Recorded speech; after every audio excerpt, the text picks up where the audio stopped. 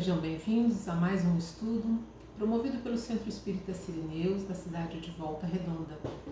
Do Evangelho segundo o Espiritismo, no capítulo 5º, Bem-aventurados os aflitos, vamos encontrar no item 18, trazido pelo Espírito que se intitula como Lacordaire, o bem e o mal sofrer. Vamos à leitura. Quando Cristo disse, bem-aventurados os aflitos, pois deles é o reino dos céus, não se referia àqueles que sofrem em geral, pois todos os que estão na terra sofrem, estejam ou num trono ou na extrema miséria.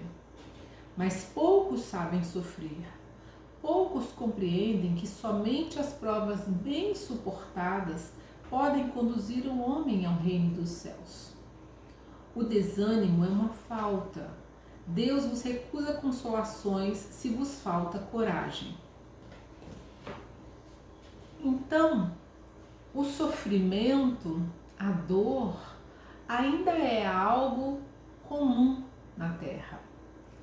Mas não é porque todos sofremos e porque Jesus trouxe essa esperança de que nós teremos uma recompensa pelos nossos sofrimentos, não é porque sofremos que seremos automaticamente recompensados. Há uma condição sem a qual isso não irá acontecer. Essa condição é sofrer, suportar bem as provas, passar pelo sofrimento com resignação. Muitas vezes, por qualquer coisa que nos acomete, nós não temos a resignação. A gente se lamenta, murmura, reclama para todo mundo, sai fazendo sofrer a nós e aqueles que estão ao nosso redor. A gente sai distribuindo as cotas do nosso sofrimento. Isso não é bem sofrer. Mas ele vai mais longe. Ele diz que o desânimo é uma falta. E para estudarmos um pouco mais profundo essa passagem, vamos fazer uma reflexão, começando pela etimologia da palavra desânimo. Do latim, cuja raiz é anima, anima com a significação de alma. Des, que é um prefixo que significa sem alma. Então, é alguém que perde a sua alma, desalmada. E por que desalmada? Porque perde-se o contato com a sua própria essência. Nesse sentido, a gente perde o contato com a partícula de Deus que está em nós. Porque o corpo pode gerar um novo corpo. O processo de gestação nós acompanhamos através de exames da ultrassonografia, ou mesmo a olho nu, como a fêmea das espécies dos animais ou as mulheres da espécie hominal, elas vão desenvolvendo e abrindo espaço dentro do seu próprio corpo para um novo corpo que está sendo gestado. Mas a alma que irá habitar aquele corpo, essa é uma partícula divina. Essa provém de Deus. E é por isso então que é uma falta. No desânimo, nós ficamos sem contato com a nossa alma, a nossa força vital, essa força vital que vem dessa criação divina. Então assim, o que acontece? A nossa consciência adormece. Nós ficamos em processos mecânicos da vida, né? Quase como sonâmbulos. Divaldo Pereira Franco, em muitas das suas preleções, ele diz que o homem às vezes parece um sonâmbulo pela vida, de tão automático, né? que ele acaba vivendo, acaba só reagindo. E se nós perdemos então o contato com aquilo que é mais profundo em nós, o nosso self, passamos a viver nessa superficialidade das coisas, que é, na verdade, o ego. Então, esse lugar de superficialidade, a gente é oprimido pelas necessidades diárias, pelas obrigações, pelos deveres, e nos fixamos muito mais no ter do que no ser. Como cristãos, nós esquecemos de algo muito importante. Deus é um Pai misericordioso.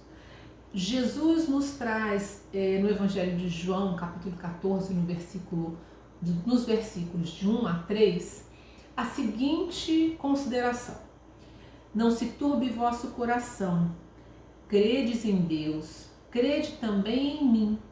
Na casa de meu Pai há muitas moradas. Se não fosse assim, eu vou-lhe teria dito: vou preparar-vos lugar, e quando eu for e vos preparar lugar, virei outra vez e vos levarei para mim mesmo, porque onde eu estiver, estarei vós também.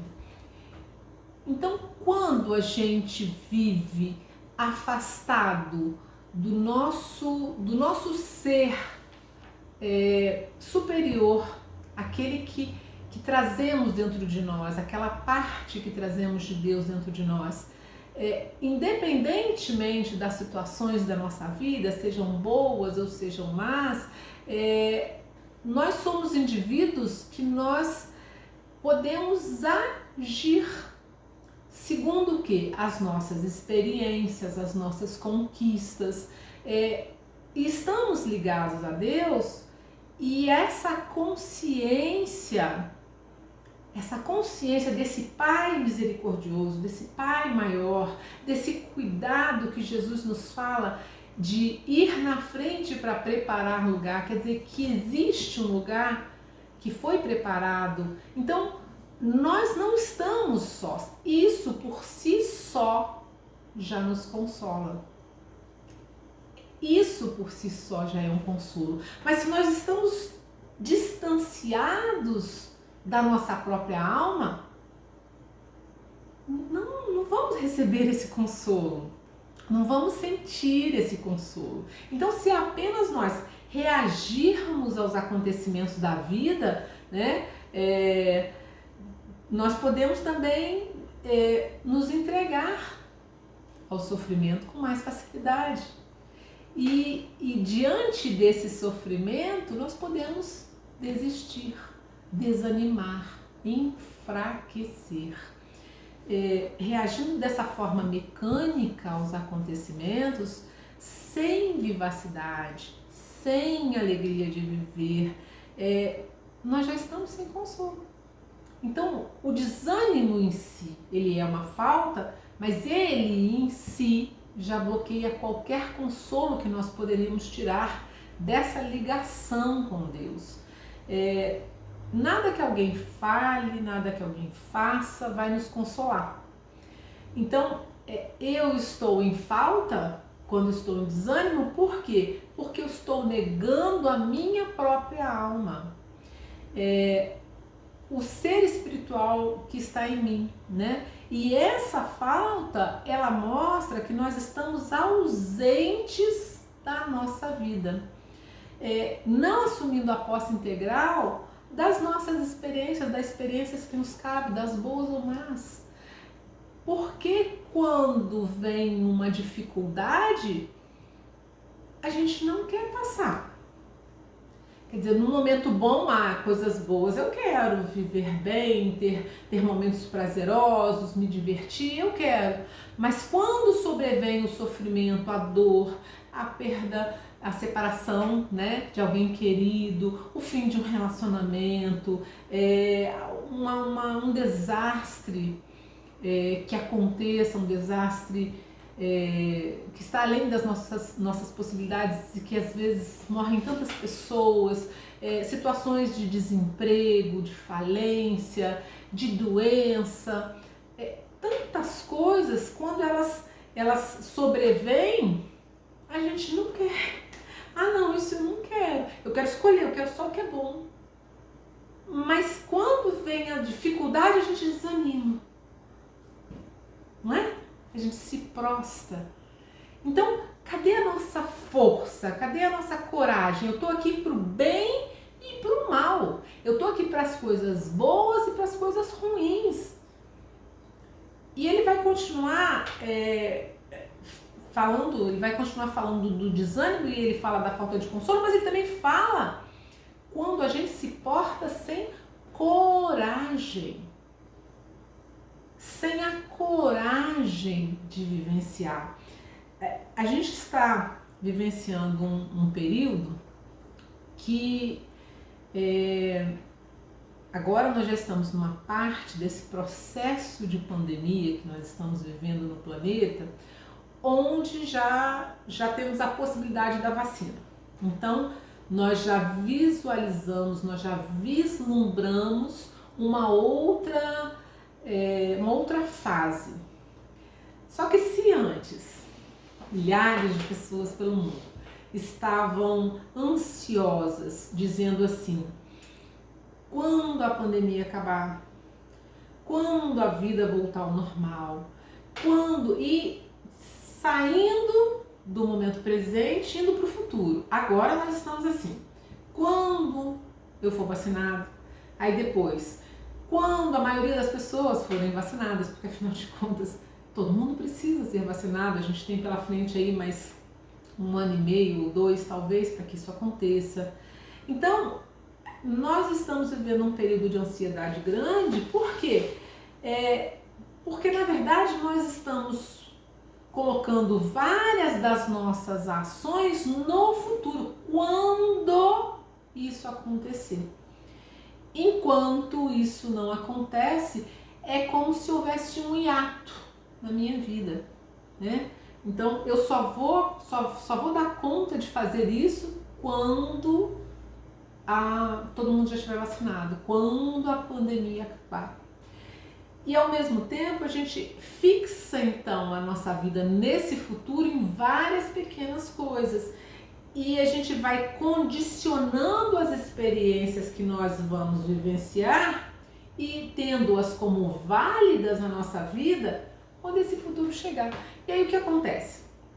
Ora, o nosso corpo só consegue estar no presente. A nossa mente, ela consegue estar no passado, no presente e no futuro. Mas de uma forma bem simplista, o excesso de futuro na nossa mente nos traz a ansiedade, porque nós estamos num local que o nosso corpo não acompanha, que nós não sabemos se realmente vai acontecer, aquilo que nós estamos pensando, aquilo que nós estamos expectando realmente vai se tornar real. E permanecendo nessa ideia simplista, o excesso de passado, viver no passado de uma forma excessiva, nos gera a depressão. Mas o desânimo que se acumula, aquelas pequenas vivências de desânimo sem coragem, também vai nos levar à depressão, porque a gente não vai querer estar nem no presente, nem no futuro. A gente só quer estar no lugar conhecido, só no passado. Então, o exercício constante a qual nós devemos nos propor é estar presente. E isso ele é tão universal que até a própria ciência, independente de qualquer religião, já desenvolveu estudos sobre essa característica em que nós temos que trazer a nossa mente para o presente, que é uma técnica chamada mindfulness, que não tem nada a ver com religião, mas que nos fala a importância de manter a nossa mente no presente, estarmos integralmente naquilo que nós estamos fazendo agora, para evitar esses sofrimentos. Porque quando nós colocamos a nossa mente nesses outros tempos, o nosso corpo não acompanha, ele acaba adoecendo, né? A ausência de nós no presente, o corpo está aqui sozinho, fazendo tudo mecanicamente, isso pode nos levar realmente a adoecer. Então, Lacordaire, ele vai nos dizer que ele faz uma comparação com o militar. Ele continua nesse item e ele faz uma comparação com o militar. E ele diz assim, que o militar, ele não está interessado em ficar no acampamento. O que é interessante para ele é ir para o fronte de batalha. Por quê? Porque no acampamento pode ter comida, água, pode ter repouso, mas não tem as glórias que provêm da luta.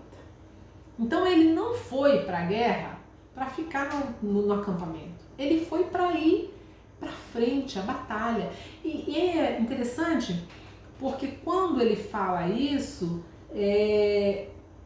há outras referências, tanto no Evangelho quanto no Antigo Testamento, sobre essa questão da batalha, do combate, da guerra, do militar. Por exemplo, Paulo de Tarso envia uma carta a Timóteo, no capítulo 7, capítulo 4, no versículo 7, aos Timóteos, na verdade, né, a igreja que ele funda em Timóteo, que ele diz o seguinte, já no final da sua vida: combati o bom combate, terminei a corrida, guardei a fé. Então ele também fala a respeito disso. E no Evangelho, nós vamos ter também, no capítulo anterior, no capítulo 4, no item 15, a lembrança, aqui relembrando as palavras de Jó, né, do Velho Testamento, que ele diz o seguinte: nesta guerra em que me encontro todos os dias de minha vida, espero que minha transformação chegue. Olha que interessante, ele diz que na vida dele se encontra em guerra e ele espera que a transformação de quem? Dele mesmo. É um item muito interessante que eu sugiro que vocês tendo a oportunidade, deem uma lida com mais atenção. O desânimo, então, ele é a inconsciência de que existe uma guerra. Não ir para frente de batalha, não se colocar como militar, é fugir da vida.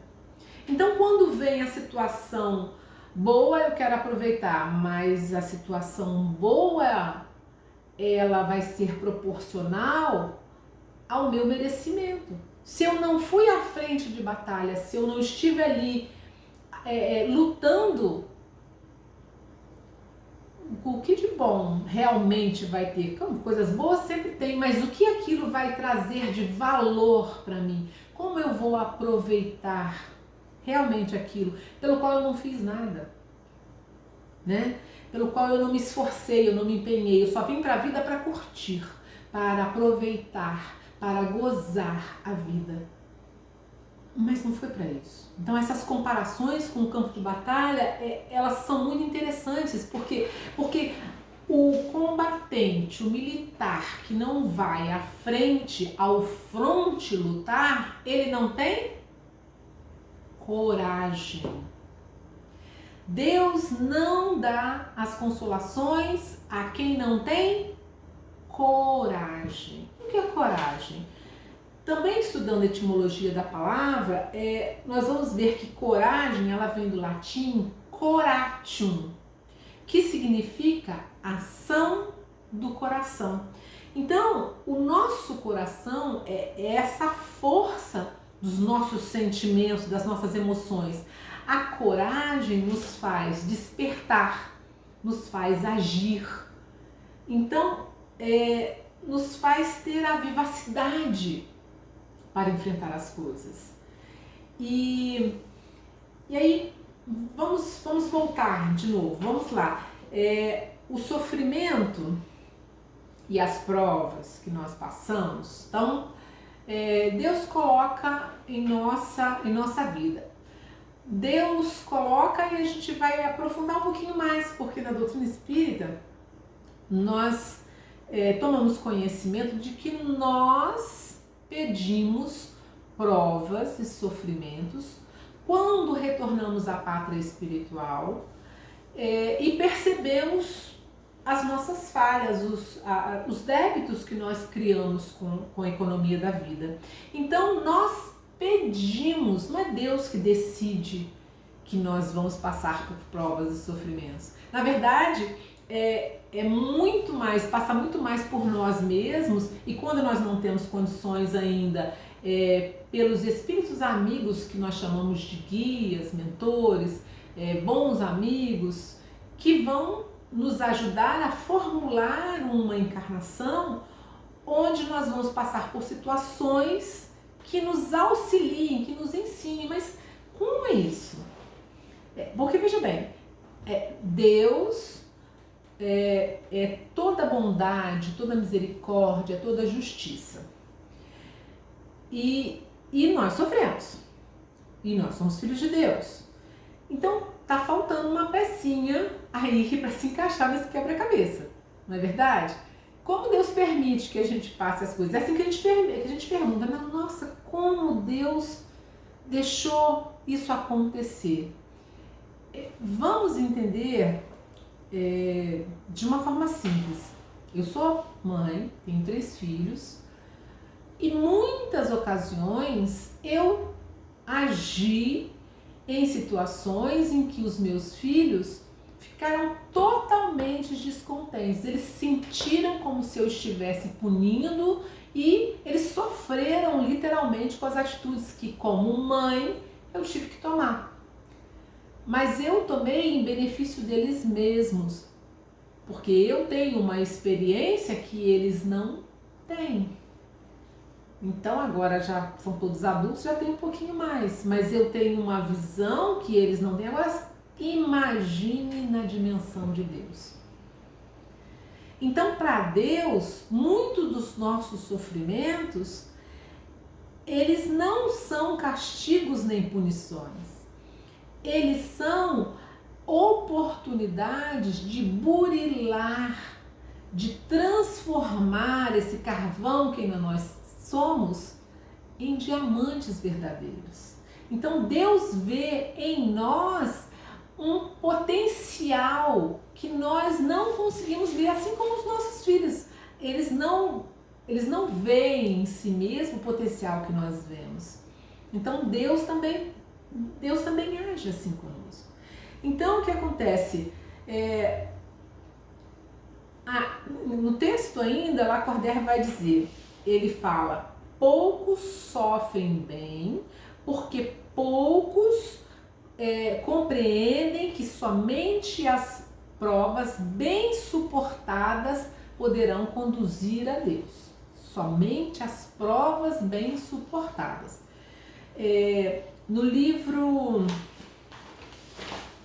Sinal Verde, ditado pelo espírito de André Luiz, no texto número 25, Preocupações, ele diz o seguinte: geralmente o mal é o bem mal interpretado. Então, existem algumas histórias, algumas dessas histórias que ilustram bem as coisas da vida, que diz o seguinte, que nem tudo que é bom realmente é bom, e nem tudo que é mal realmente é mal. Tudo vai depender do que vem depois. E eu me lembro de uma história de um homem que contava que apareceu um cavalo. Ele contava para um compadre, né, que apareceu um cavalo selvagem na fazenda dele e no sítio dele. E aí o amigo falava assim, nossa, isso é uma coisa boa, né? Aí ele falava assim, não, isso não é coisa boa não, porque na verdade o meu filho foi tentar pegar o cavalo era muito chucro, e ele deu coice no meu filho caiu, machucou e quebrou as 2 pernas. Ele falou assim, nossa, então isso é uma coisa ruim? E ele fala assim, também não, porque o que aconteceu é que logo depois disso foi anunciada a guerra e todos os filhos homens foram chamados para a guerra, e meu filho não pôde ir porque ele estava acamado. Aí ele fala assim, nossa, então isso é bom. Então assim, vai se desenrolando uma história que na verdade você vai perceber que nem tudo que parece ser bom é realmente bom e nem tudo que parece ser ruim é realmente ruim.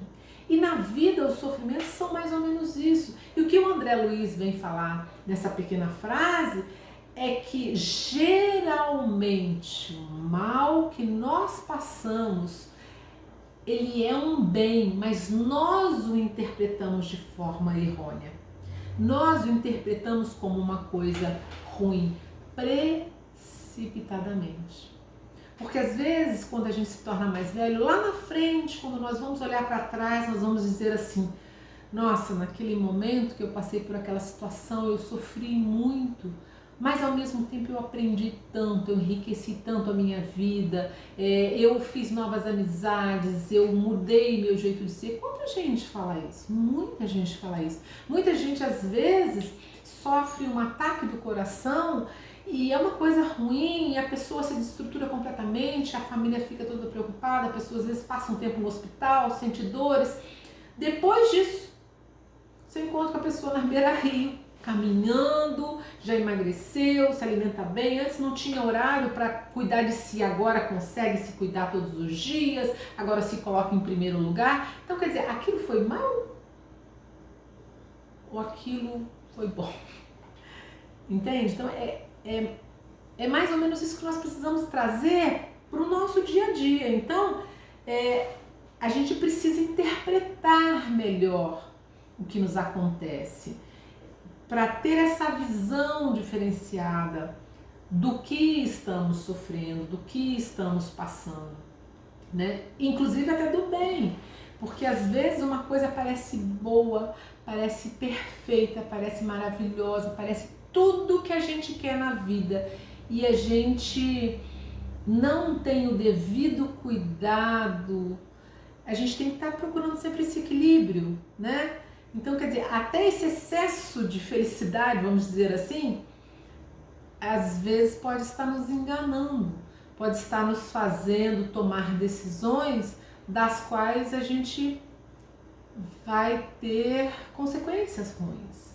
Então, essa busca sempre do equilíbrio é algo muito importante na nossa vida. Então, vamos lá. Esses desdobramentos, então, vão nos fazer ressignificar o mal, dar uma outra visão, né, ao mal, à dor. Mas como nós vamos conseguir passar por isso? Ah, legal, entendi tudo isso aí, mas eu estou no olho do furacão, estou passando pelo sofrimento, acabei de ficar desempregada, não sei o que eu vou fazer, não tem nada que me preparou para isso. Como é que eu vou encontrar força para lidar com isso? E Lacordaire nos fala, a primeira coisa que ele fala é que nós devemos recorrer a algo que a gente nem dá tanta atenção assim, que é a prece, né? A primeira coisa que ele vai... Eu mesmo consegui mudar de página aqui.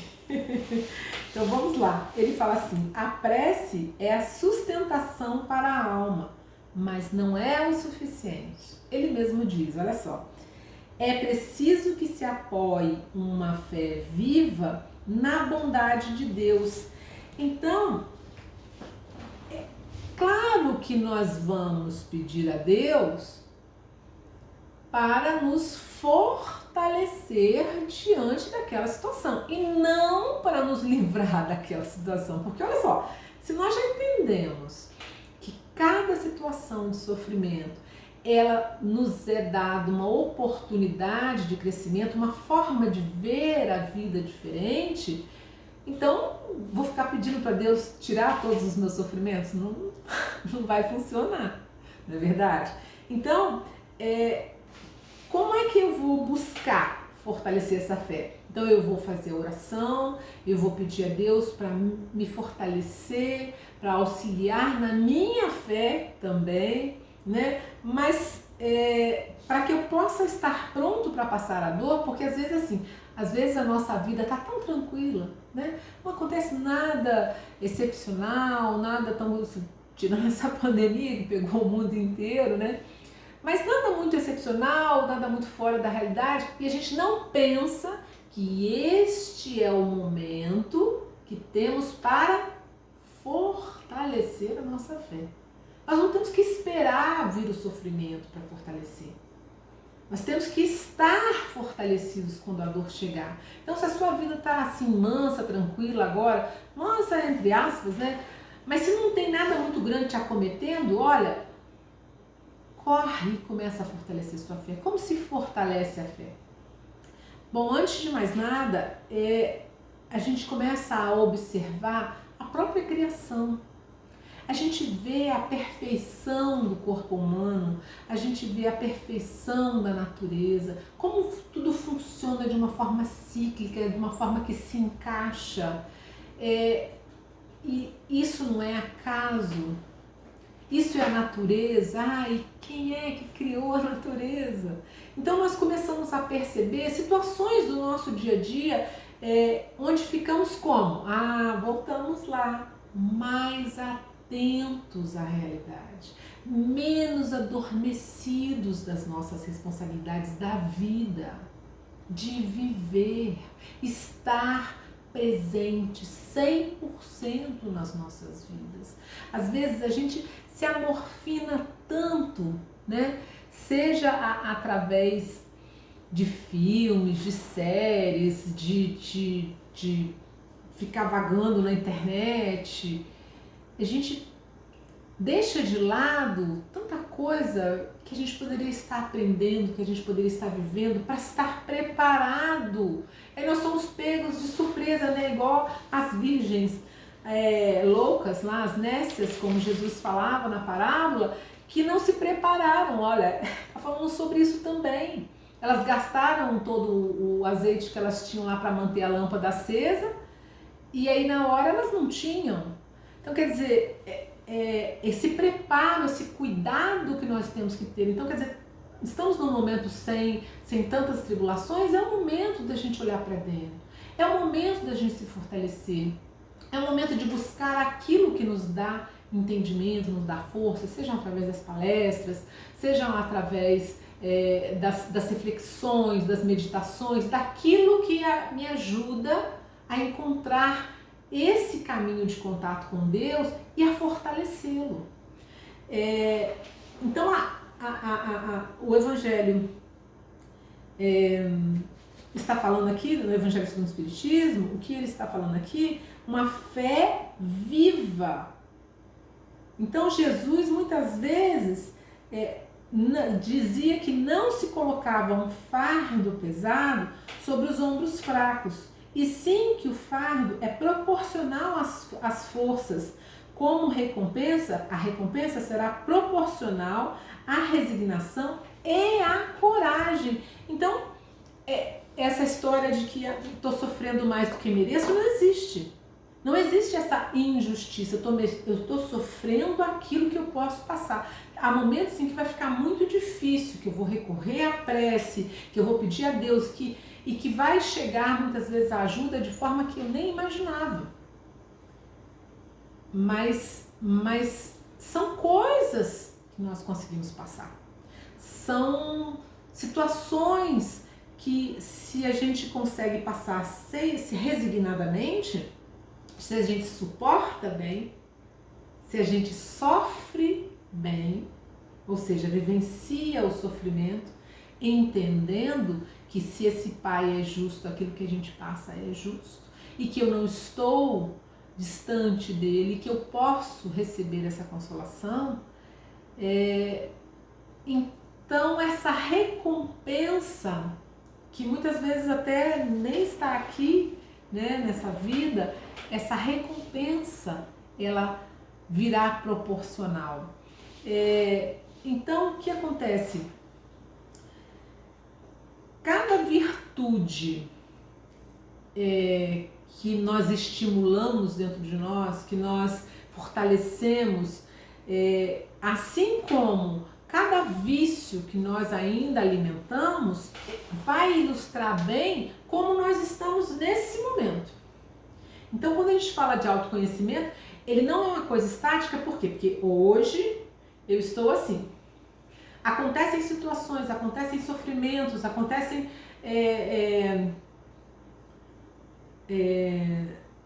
mudanças na minha vida e eu evoluo, e eu cresço, e eu modifico. Então, assim, o autoconhecimento ele é progressivo porque eu vou mudando, eu vou crescendo, eu vou amadurecendo, eu vou tendo novas experiências. Mas também, assim, há também acolhimento que eu preciso fazer do estágio passageiro em que eu estou dentro desse processo. Então, nesse momento, eu consigo dar isso. Mas eu precisava dar mais. Nesse momento, eu consigo dar isso. Eu preciso trabalhar. Às vezes, eu passo por uma dor, por um sofrimento e saio derrubando meu sofrimento em todo mundo e faço a maior bagunça, reclamo, desanimo. Eu tive uma visão clara do que eu ainda não conquistei. Percebe? Então, até o meu comportamento e observá-lo vai me dar uma tônica de como eu estou. E daí me possibilitar aurir forças, energias, aproveitar melhor as minhas experiências para me fortalecer para os próximos embates e desafios que a vida vai trazer para mim. Virão. Porque eu estou aqui para viver o bom combate, né? Como Paulo, pelo menos o mais próximo que eu consegui. Então, nós ficamos na vida muitas vezes naquela posição de só receber, e nós estamos a salvo, né? Nada vai nos acontecer. E a gente fica esperando quando acontecer alguma coisa que alguém venha nos salvar. Então, assim, uma situação aconteceu porque fulano não fez isso. O casamento não deu certo porque a mulher não me atendia aos meus desejos, ou porque esse marido não era um marido companheiro, ou no meu trabalho, meu chefe era muito exigente, ou aconteceu alguma coisa que eu fui despedido, aqueles meus colegas não eram parceiros, deram rasteira, enfim. Nós podemos dar todas as desculpas do mundo e vamos ver quem é que vai vir para resolver os nossos problemas agora. Agora eu preciso de um trabalho que o chefe seja maravilhoso, seja quase um pai, né? E eu preciso de um companheiro que resolva todos os meus problemas, uma companheira que atenda todas as minhas necessidades, né? Não é assim. Nós não estamos aqui para isso. Tanto a gente sobrecarrega os outros com as nossas coisas que a gente não faz, com a responsabilidade que é nossa. Estamos aqui para vivermos em sociedade, sejam relacionamentos emocionais, sejam relacionamentos sociais, relacionamentos de trabalho, relacionamentos no nosso meio religioso, onde nós nos apoiamos, onde nós o trabalho não fica mais para um do que para outro se todos nós soubermos nos apoiar. Mas existe aquele que quer fazer o trabalho só do seu jeito, então não deixa ninguém trabalhar direito, as pessoas se afastam, e aí o que acontece? E aí a pessoa fica sobrecarregada, né? E ainda reclamando de todo mundo, diz que ninguém quer trabalhar. Ou então aquela situação em que ninguém quer fazer nada, e quando vem alguém que faz, não recebe nenhum apoio, ou só recebe crítica, e aí também abandona o trabalho, aí também não quer. Quer dizer, são dois lados.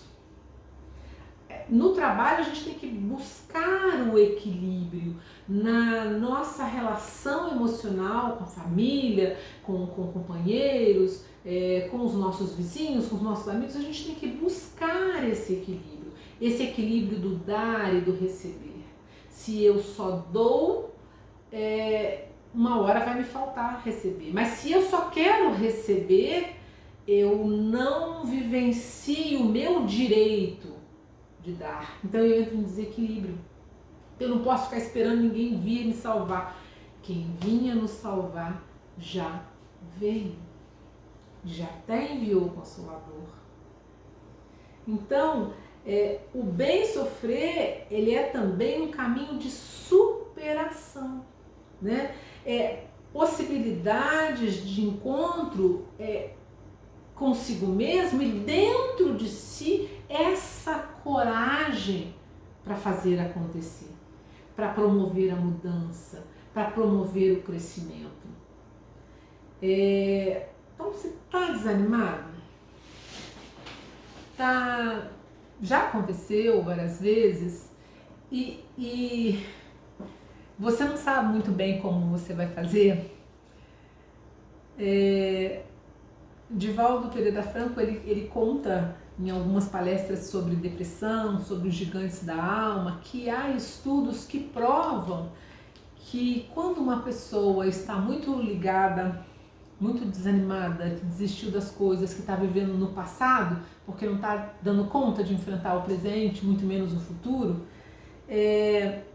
a gente tem que tirar a cama do quarto para a pessoa não dormir, abrir as janelas, deixar o sol entrar. Mas mais do que isso, uma recomendação de estudiosos que dizem que uma pessoa quando está em depressão, ela tem que caminhar todos os dias.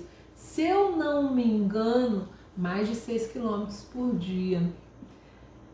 Porque essa atividade, essa movimentação, vamos tomar um sol forte, sol com fio de solar, que ninguém quer desenvolver um problema de pele, com um chapéuzinho, mas vamos ativar em nós a vitamina D, que é tão boa para as nossas defesas orgânicas, e vamos sentir a vida, vamos sentir essa energia do movimento, da possibilidade, essa gratidão por podermos.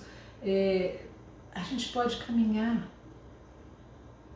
Tanta gente que não pode caminhar. E mesmo as pessoas que não podem caminhar, e que fazem tantas coisas e que também aurem as suas energias de outras formas. Pegar sol todo mundo pode, gente. Qualquer um pode pegar um pouquinho de sol, né? Assimilar essa energia, colocar os pés na terra, contato com a natureza, como isso é bom, como isso nos fortalece. Isso não é nada místico, gente. Isso é a natureza, isso é a realidade, isso é o contato com a criação de Deus. É a reconexão nossa com a terra que a gente vive. Isso não tem nada de místico, isso é vida.